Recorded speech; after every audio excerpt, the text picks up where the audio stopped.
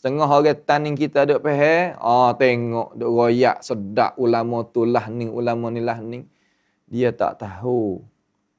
Maaflah deh, orang kita di Nusantara ni kalau bab hadis ni tak gerak lemah. Sebab itulah dia tadi itu sangat-sangat tak boleh nak terima dengan ilmu agama yang datang mari dengan apa? Dengan alasan. Apabila datang alasan, dia dah buat mari lama dah. Alasan tak serupa dengan hak dia dah buat. Dia terima boleh tak? Tak boleh terima. Situ mari kata tak adanya tawaduk, tak adanya ikhlas, tak ada. Ya bukan masalah tak ada tawaduk, tak ada ikhlas. Masalah anta tu buat amal kena ke tak kena. Setengah-setengah hoyak ada doktor ke, setengah-setengah hoyak kata apabila kita tegah benda munkarat wal fahsya wal munkar ni, dan ni tak ada akhlak. Bolehlah tu. Tak kena lagu tu. Anta buat amal dengan hadis dhaifun jiddan. Dhaifun jiddan tak ada dalam dunia ulama muktabar ambil buat amal. Akan tetapi apabila orang tegah tani dhaifun jiddan ni janganlah amal, anta tak ada akhlak. Bolehlah tu. Sebab kita tak ada ilmu ni. Tak ada ilmu ni. Faham tu tak?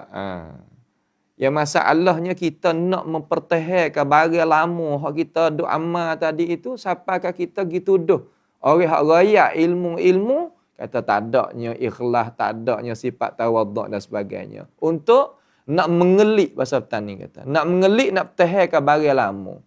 Nampak? Nak mengelik, nak pertahankan barang lama. Itu muskilah. Pada jadinya lapis big-big saja. Big-big lagu mana? Pok-pok tok guru, pok-pok tok-toknya apa nama, hak duk ceramah, hak duk mengajar dan sebagainya. Itu bukan. Kalaulah pakai kaedah tu gak Imam Nawawi walaupun Ibnu Hajar tak ada akhlak soleh bu. Sebab apa? Ibnu Hajar buat kitab takrib, engkau nak jadi. Imam Nawawi buat kitab Nataijul Afkar.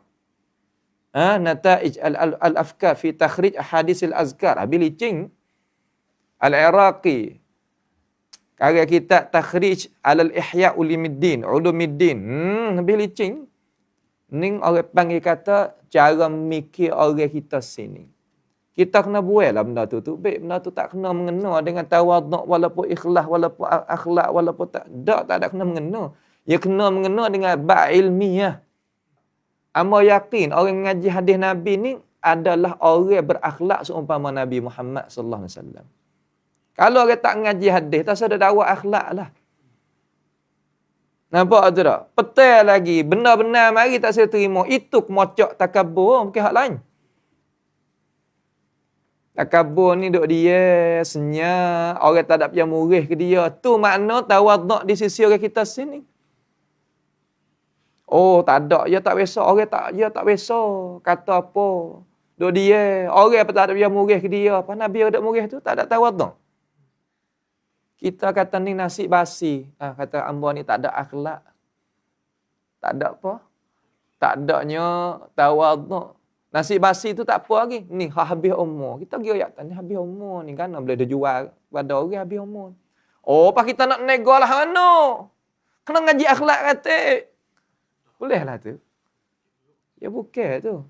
Ambil istilah pelik-pelik. Orang panggil ambil emosi. Ambil kuam rusuk. Mari syarah Islam. Ya bukan. Al-Islam, ya ada tempat dia. Makanah dia. Cara mikir dia mustaqil. Tak ada kena mengena dengan hal lain.